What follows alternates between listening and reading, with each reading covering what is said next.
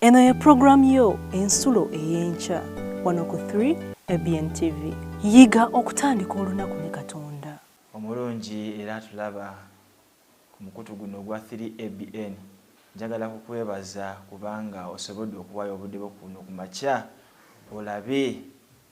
olabe era otegeere ddala amakulu g'ebyokuyiga ku TV eno. Njagala kukwebaza era nga nkubuuzaako nti wasuze otya ssebo ne nnyabo gwampuliriza era ndaba. Weebale okuwayo obudde bwo n'ojja olabe. Amannya gange yenze Lukalu Grace, muweereza mu kanisa ya Seventh Day Adventist Church eya Nansana Town Church. Awo onsanga ku Kyekabumbi awo wetusangibwa tukungaanira kanisa weeri awo mpya. Njagala kukwebaza kubanga okedde ku programu eno eyitibwa ensulo eyenkya. Weebale ddala tuli basanyufu nnyo okubanga osobodde okwefiiriza. Omutwe gwaffe gw'ekyokuyiga gugamba nti okufeffetta amakulu. Era nga nja kusaba twewombeeke twebaze lw'ekyokuyiga kino okufeffetta amakulu. Katusabe. Katonda waffe ow'omu ggulu tweyanza kubanga obukeeza nate weebale ku lw'omuzaana w'oyo n'omuddu w'oyo gwewadde omukisa okubeera nga asobola okulaba TV eno akaseera kano. Tusaba ekyokuyiga kino kirage amakulu mu bulamu bwe, oyogere naye. Beera wamu naye era omuwa omukisa ne by'anaagenda okufuluma okugenda okukola ategeere ky'omwagaza.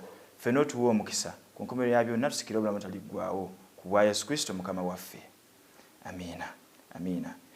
Nga olunyiri lwaffe olw'okujjukira luli mu kitabo eky'Abaluumi essula y'omunaana olunyiriri lwa 18 nga lugamba bwe luti nti kubanga ngera ng'okubonaabona okw'omu biro bya kaakati nga tekutuuka kwenkanyankanya n'ekitiibwa ekigenda okutubikkulirwa ffe.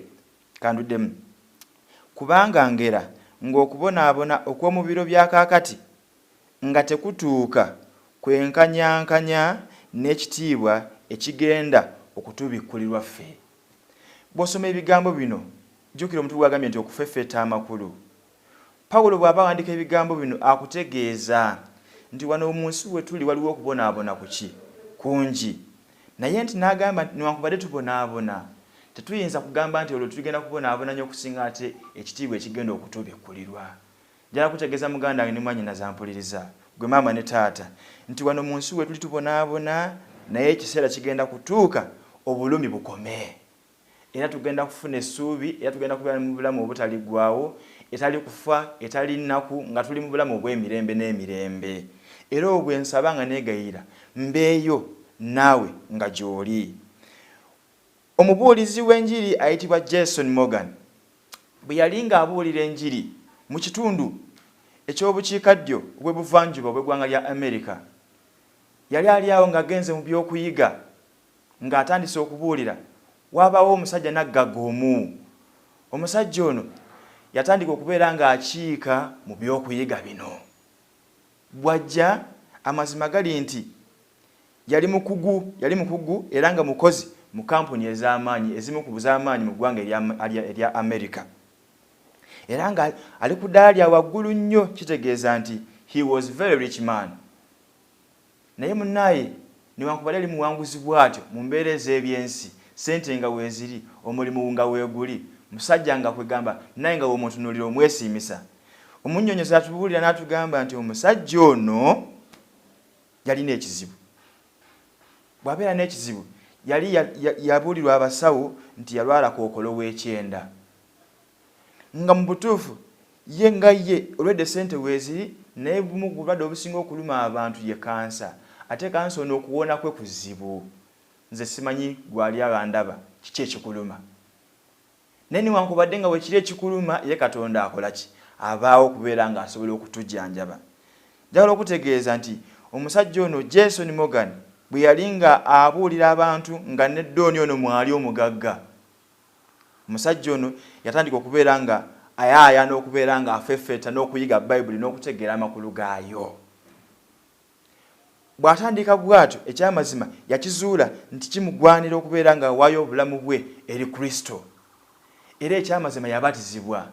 Bw'amala okubatizibwa mu lukuŋŋaana lwe lumu n'alyoka akomawo ng'omubuulizi ono akyagenda mu maaso, lunaku lwali lumu n'amusiiga amafuta. Bw'amusiiga amafuta ne wayitawo ennaku si nnyingi n'addayo mu ddwaliro. Abasawo beewuunya na bwewuunya ne bamugamba nti ssebo, tetulabamu yadde n'akalwadde n'akamu, kookolo yawonye. Bagenda okebera n'obulwadde obulala bwonna, ekyamazima nga talina yadde n'akamuluma yadde n'akatya n'akamu. Tugamba tutyawo, ekyamazima tugamba nti amiina. Amazima gali nti mu nsi muno mwe tuli mulimu obulwadde era nga tulwala, naye tulina Katonda waffe awonya, oyo gwe tukkiririzaamu nti asobolera ddala. Ekyewuunyisa kye kino, Doni ono amazima teyafuna bufunyi bulamu buno obwa wano ku nsi, okubeera nga asobodde okubeera nga awonyezebwa endwadde emukola ki, emuluma, naye ate era yali mweteefuteefu era nga amaze n'okukakasa nti afunye obulamu obutaligwawo. Gwe nga ggwe obadde okimanyi nti obulamu obutaggwawo obwetaaga? Njala kutegeeza nti waayo obulamu bwo eri Yesu Kristo. Newankubadde ng'olina ebikuluma, newankubadde ng'oba olina mbeera ya bwavu, newankubadde oba olina amabanja mangi gatya, waayo obulamu bwo eri Mukama waffe Yesu Kristo. Ekyo bw'onookikola, Katonda waffe ky'ayagala era n'ebyo ebiriwo byonna agenda kubikola. Ngenda kusaba tusomeko mu kitabo kya Yokaana essuula ye-10 era nga n'olunyiriri lugenda kubeera lwa 10. Ebigambo ebiriwo bigamba bwe biti nti omubbi tajja wabula okubba n'okutta n'okuzikiriza. Nze najja zibe n'obulamu era zibe nabwo obungi. Ebigambo ebyo Mukama waffe Yesu Kristo ye yabyogera ng'agamba nti singa omubbi abeera ze n'amenya n'ayingira, oba ayingiridde mu kikomera kyo nga gwali awampuliza ng'oli mu kikomera, oba ayingidde mu nnyumba eba mu kisenge kyo, oyinza n'okuba ng'osula mu single room oba double room. Naye omubbi bw'abanga ajja, tajja wabula ajja kubba, kutta na kuzikiriza. Ekyo kye kimuleeta. Era njagala okutegeeza nti era omubi ono ye yaleeta okubeera nga okuluma kubeerawo mu nsi, ono ye Sitaani. Naye omubbi bw'abanga asobodde okujja bw'atyo, Yesu Kristo yayogerayo n'agamba nti nze najja zibe n'obulamu ate zibe nabwo obungi. Kitegeeza nti Kristo awonya era atuwa n'obulamu obwano ku nsi obujjudde emirembe, ate n'atuwa na buli obulamu obusinga okubeera obungi. Amiina, amiina. Oyo gwe tulina okwekwata, kubanga mwe muli obulamu, kubanga muganda ge ne mwannyinaze gwali agampuliriza era ndaba. Saagenda weeteekateeka ogende ku mulimu otandika okukola. Era gy'ogenda okukola oyagala kubeera mu bulamu obuki obulungi, kye kitukoza enkya n'eggulo, okubeera nga tubeera mu bulamu obusanyufu obujjudde okubeera nga bye twetaaga tubifuna. Naye obulamu bwo singa tubukwasa Yesu Kristo, ne by'onookola byonna amazima gali nti oyinza obutaganyulwa nnyo. Ojja kuba nabo bwano ku nsi naye bwe bukoma. Ekyamazima kiri nti bukoma. Njala okutegeeza nti ekiseera kisobola n'okutuuka ne wabeerawo enkyukakyuka mu bulamu bwo. Tulabyeko abooluganda bangi jjojjo ly'abalimu wano mu mwaka guli ogwa 2020 ne 2021 tubadde mu bulwadde obwa COVID-19. Amazima gali nti abantu bangi emirimu gyaggwaawo. Ne wabeerawo enkyukakyuka ezaaliwo. Abamu ne basenguka ne bava mu bibuga ne bagenda mu byalo. Ng'embeera balaba nti mu kyalo eriko yaddeko. Ate abalala ne bava mu byalo ne badda mu bibuga. Ekyamazima n'emirimu gyaliwo. Enkyukakyuka ezo omuwandiisi akutegeeza nti zo zibaawo mu bulamu. Naye ziba nga weeziri ye Katonda abeerawo okubeera nga atuyamba. Tasobola kutulekerera. Eyo gwe njagala okukwasa. Wasobola okubeerawo ng'oba oliawo ofiiriddwa. Okufa kusobola okubaawo. Naye okufeffetta amakulu kyekyogiga kyaffe oteeka okumanya nti bino ebiriwo lwaki weebiri, lwaki okulumwa kungi ebiro bino, lwaki ekonomi kwegamba erinnye, ebyenfuna bikyuse bisse mu ggwanga okutwaliza awamu. Gw'oba oliawo oyinza okuba nga ofuna kyolya naye njagala kutegeeza nti waliwo abasula enjala. Oyinza okuba nga gwe n'emmere oyinza okuba nga ogiteeka ku kasasiro ebeera efisseewo. Waliwo omulala ng'anoonya siringi 5 agule muwogo wa 5 awa abaana bayinza okuba 3 oba 4. Wakiri buli omwanyi alyeko akagundi kamukamu akabajjo kamukamu asobole okubeera nga abaana babeerawo ku siringi 5 ebyo. ng'ali awo ng'asaba Katonda ng'agamba nti Mukama nnyamba onzigye mu mbeera eno. Nolwekyo gwe ne wobeera ng'otuuse mu mbeera efaanana etya teweerabe na Katonda, kubanga Dooni ono omugagga obulamu bwe yabukwasa Kristo, n'abumukwasa n'abumugemulira. Teyakoma kumuwonya ndwadde eno yokka, wabula yamuyamba n'obulamu obw'ebyomwoyo. Labirira obulamu bwo obw'ebyomwoyo. Njala kutegeeza guyinza okuba nga oli mu nnaku, kufiiriddwa, bakubanja, lwenti akulindiridde, oyinza n'okuba nga ogenda mu myezi 2-3. Ekyamazima nga bw'otunula bw'oti tolaba ogenda kujja nsimbi ezo. Katonda waffe waali. Era njala okutegeeza ne Pawulo yakiwandiikako mu kitabo ky'Abakolinsi ekyokubiri. Bakolinsi ekyokubiri essuula ye12 olunyiriri olw'10 alina ebigambo by'ayogera byenjagala nga baneko naawe.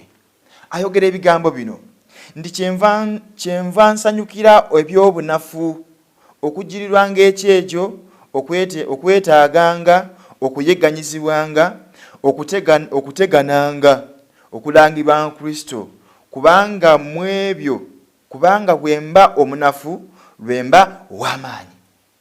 Pawulo awandiika ebigambo bino ekyamazima nga byewuunyisa. Pawulo yali musajja mugagga, ekyamazima nga naye yeesiimisa kwegamba ng'obulamu bulungi. Yali mukulembeze, yali muyivu, naye bw'atuuka okubeera nga adda eri Kristo mu biseera ebyo, yali kutegeeza nti abakulembeze baamukyukira be yali akolagana nabo. Pawulo ono era awandiikibwako nti y'omu ku abo abaakulembera okutta Sitefano.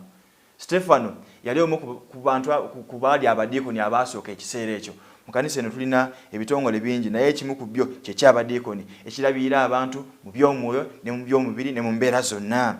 Sitefano yali mudiikoni, naye okubanga yeewaayo eri Katonda n'atandika okubeera ng'abakyalenjinga, ng'ababuuzanga ebibuuzo, ng'abakananga nabo, ng'abayigiza ekigambo.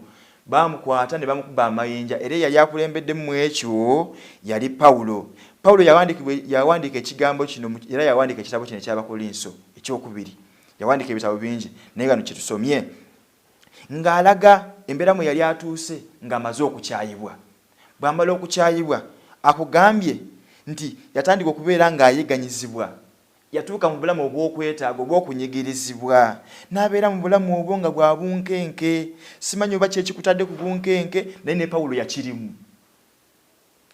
Buyinza okuba bulwadde, kiyinza okuba ki, oba abaana bo tebalina fiizi nga kyekikutawaanya. Katonda waffe yafa. Ye Pawulo agambye nti kyenva nsanyukiranga ebyo. Njala okutegeeza muganda ne mwannyinazi, buli lw'obeera mu bulamu nga bwakusanyuka busanyusi, kizibu okutegeera amakulu ga Katonda. Naye buli lwabeerawo embeera ey'okubeera ng'oli mu kwetaaga n'okulumwa okungi, otandika okufeffeta amakulu ag'obulamu bwo. Era kyova olaba waliwo omuyimbi omu eyafa emyaka si mingi emabega.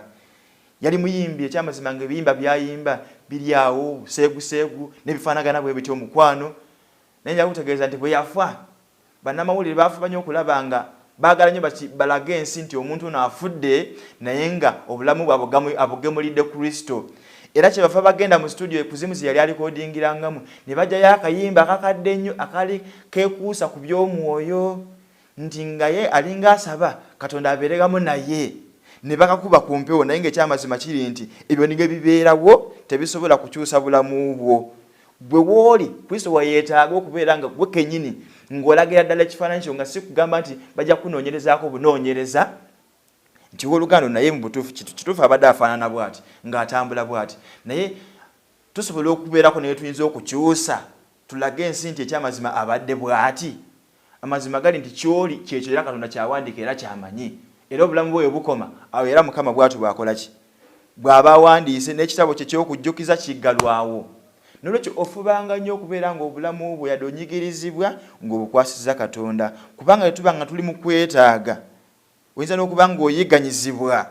Awo wetubeera n'omukisa ogw'okutegeerera Katonda. Njagala kwogera ekigambo ekiyinza okutiisa nti bw'olabanga ng'osanyuse nnyo nga tokyategeera Katonda, sabako Katonda akuwe ku bisoomooza, kubanga ebyo ebisoomooza yakuwa ebyosobola. Tayinza kuwa by'otaasobole ebiyinza okusaanyawo obulamu bwo obw'ebyomwoyo. akuwe byosobola mulage nti Mukama njagala nkumanye njagala nkutegeere ng'omusajja oli gwe tulabye naggaga yali mu kunyigirizibwa okw'amaanyi alwadde kookolo nsimbi weeziri naye kookolo tawona naye oluvannyuma lw'okujja eri Katonda Mukama yamujjanjaba. Nolwekyo tolinda mu mbeera yawe byotegeere Katonda bw'okiraba ng'ogenda kuwaba Katonda wafaafaayo mugambe nti ayi Mukama nkusaba nga nkwegayira onteeke mu mbeera gye nsobola okutegeereramu. Kuyinza n'okuba nga baakuyise mu kkooti ng'olinayo emisango wakati mu mbeera efaanagana bw'etyo ng'ogenda mu kkooti ogenda kuwoza Katonda waffe agenda kubeera wamu naawe era mu kkooti bw'onaawangula omusango ogwo ogenda kugulumiza Katonda. Bwe mulamwa ogw'omukutu gwaffe guno kwe kubeera nga tuwa abantu essuubi ffe tuli mu ebyo ebyokugamba nti jangu okime ekyamagero kyo jangu okime visa ebyo byonna n'abatakkiriza babifuna naye ffe tukuwa ekisuubizo ekisinga okubeera nga kyekiramu kyekyokubeera nga omwana wa Katonda agenda kudda ku nsi agenda kukima abalamu n'abo abaafiira mu ye naye gwe weebuuze erinnya lyo linaabeera mu abo abagenda okulokolebwa okuva mu nsi eno y'ekibi. Ekibuuzo ekyo kyebuuze nga bulijjo kubanga bw'ona okikola njala nkutegeeze nti newankubadde oyita mu bisoomoozo ebifaanagana bwe bityo Katonda agenda kununula. Obadde okimanyi nti Yesu Kristo ebizibu bino eby'omu nsi tabifaako nnyo wabula kyafaako kwe kubanga obulamu bwo bumugemulidde kubanga akimanyi nti bino ebyano ku nsi byakaseera buseera tebiggwerera ogenda kubeerawo ebbanga lya myaka 10 myaka 2 myaka 5 abamu bageza ne ku myaka 10 abamu n'emyaka 2. Bwe tusomako ne mu Bayibuli bali ba Adamu abaasooka okutondebwa baangala emyaka 903 naye era baafa jaggwako ne bawummula era bali mu ttaka. Naye Mukama waffe wanaabanga azze abo abaafiira mu ye ba Ibulayimu ba Isaaka ba Yakobo ali bazuukiza mu bafu. Waliwo omuntu omu eyambuuza nangamba nti naye mugamba nti Yesu agenda kudda naye nga bajjajja baafa dda nga taddanga tabanga yeerabira ekyamazima teyeerabiranga naye nange njagala nkubuuzeeyo ekibuuzo nti singa Yesu Kristo yadda mu mwaka ogwa 1920 gwandibadde nga wooli wandirokolebwa wandibadde mu abo abayayanira okufuna obulokozi wandibadde nga naawe otegedde ekigambo ekigamba nti Katonda afaayo era yatufiira ku musaalaba ekyamazima nti nange kenyini kamakogera nandibadde siriiwo nandibadde nga wano wendi nga njogera naye mu ddiro lyawo wootudde ku kitanda kyo nga towulira na bigambo bino naye kubanga agumiikiriza bw'atyo mu bugumiikiriza obwo mwatusaasiririra n'abeera nga buli omu ayagala abeere nga afuna ku kisuubizo kino ekiramu kubanga yatugamba nti agenza okuteekateeka ebifo era ebifo byagenda okuteekateeka agenda kudda atutwale mu ebyo tubeere mu ebyo.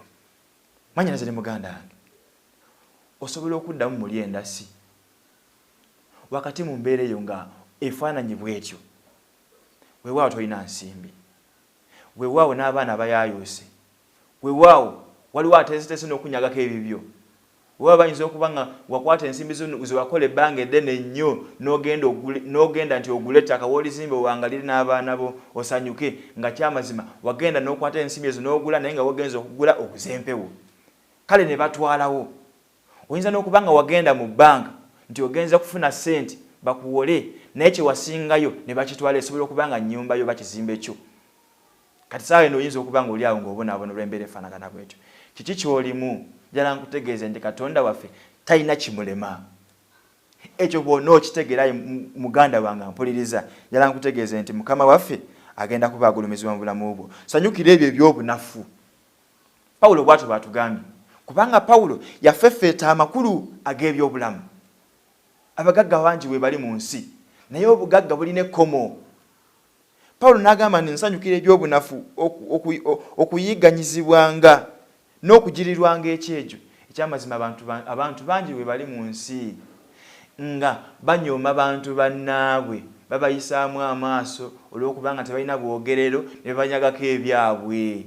Oyinza n'okuba nga owulira nga okwoye nnyo lwaki gwayisibwamu amaaso lwaki gwe mwavu lwaki gwe abaana bo be balemererwa okugenda ku ssomero ate nga abaabalala basomye lwaki gwe abaana bo batuuka n'okubeera nga bawummula bava ku ssomero bali mu kiwummulo naye nga n'ekyokulya tetokirina kale nga ne fiizi wataamu ewedde tewamumalayo, kale nga wataamu eddako eno egenda okutandika ng'amazima gali nti tewali yadde 10. Nobeera n'ogamba nti bannaye ba Mukama yaneerabira, ddala nkutegeeze nga nkuzaamu amaanyi n'essuubi nti Katonda waffe takwerabiranga. Ddamu amaanyi, ddamu essuubi, nsaba okikole ng'osaba Katonda ng'omwegayirira.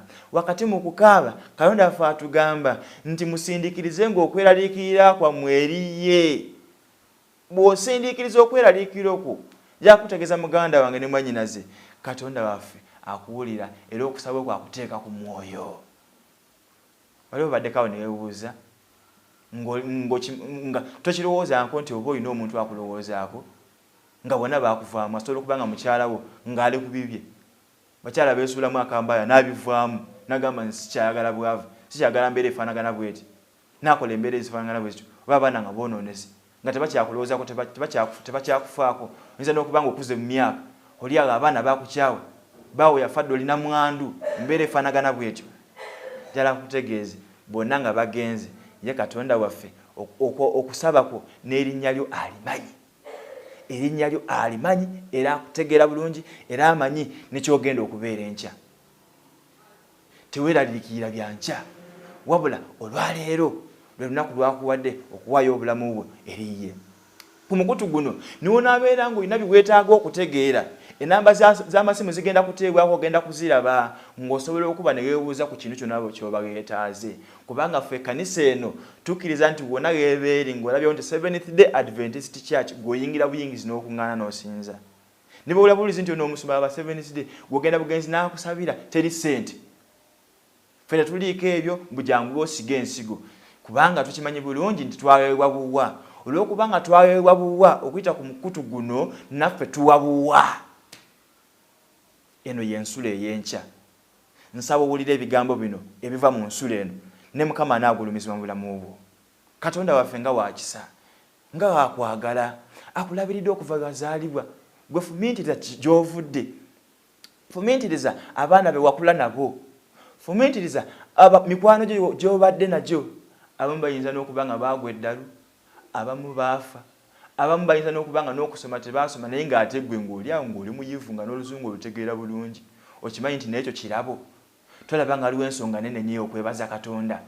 Tolaba nga y'ensonga lwaki tulina okufeffetta amakulu okumanya lwaki Mukama asiimye ekyo kibeere bwe kityo. N'olwekyo bw'oba ng'owulira nga muli ozzeemu amaanyi ne obeera nga tonnaba, Katonda waffe afaayo. Nsaba ogume, tugenda kuwaayo okusaba, naye njagala ofeffetta amakulu g'obulamu bwo. Yiga ekyokuyiga ekivudde ku musajja ono omugagga Doni mu ggwanga lya America eyawaayo obulamu bwe. N'agamba nti no, ekyamazima kiri nti nze siyinza kwebeezaawo nzekka. Nembeera nga nina esente zifaanagana zitya, siyinza kugamba nti ensimbi zino zinannyamba nembeera nga nsobola okuwonya obulwadde buno. Yamanya nti Katonda yawonya, Mukama waffe yawonya, Yesu Kristo yawonya, oyo gwe tuleeta. Erinnya eryo tuligalabanja kubanga y'ensula ey'obulamu. Era gwe nkuledde ku makya g'olwaleero kubanga era y'ensula ey'olwaleero ey'enkya. Nja kusaba ozibirize ku maaso go, tuweeyo okwebaza olw'ebigambo ebyo. Katusabe. Mukama w'eggulu n'ensi, tweyanzizza ng'otukoze bulungi. Weebale ku lw'omuzaana wo n'omuddu we gw'olabiridde. Amazima gali nti akyassa, ekyo ky'amaanyi. Waliwo bangi nga bagagga naye nga tebakyasobola kussa. Amazima siyinza kulowooza nti yeegomba omuntu afaanagana bw'atyo. Wabula nsaba omuwe essuubi n'amaanyi ategeere nti oli wa muwendo mu maaso go. Ensi neebeera ng'emukyaye, nsaba obeeramu naye. Jjawo amabanja ge, musasulire. Katonda waffe muwe ebyokulya n'ebyokunywa, mugabire kubanga ekyo wakisuubiza nti byonna obigaba. Muwe emikyayo olwaleero, kyanaalya, kyanaanywa, omuwe olunaku olulungi era omuwe n'omukisa. Bw'anaaba ng'afulumye ng'agenza okutambula okugenda okukola ensimbi, bw'anaaba ng'akomawo n'ebibala bingi nnyo. Nsaba ekisinga mu byonna omuwe obulamu obutaliggwaawo. Muwe amakulu g'obulamu bwe ayongere okugafeffetta okuyita mu kigambo kya Katonda kubanga y'ensulo ey'obulamu. Beeramu naffe ffenna ye Katonda waffe olunaku luno ku bwa Yesu Kristo Mukama waffe. Amiina. Amiina. Weebale nnyo, weebale ddala. Yiga okutandika olunaku ne Katonda. olwo nno ebisuubizo bye birabike gy'oli.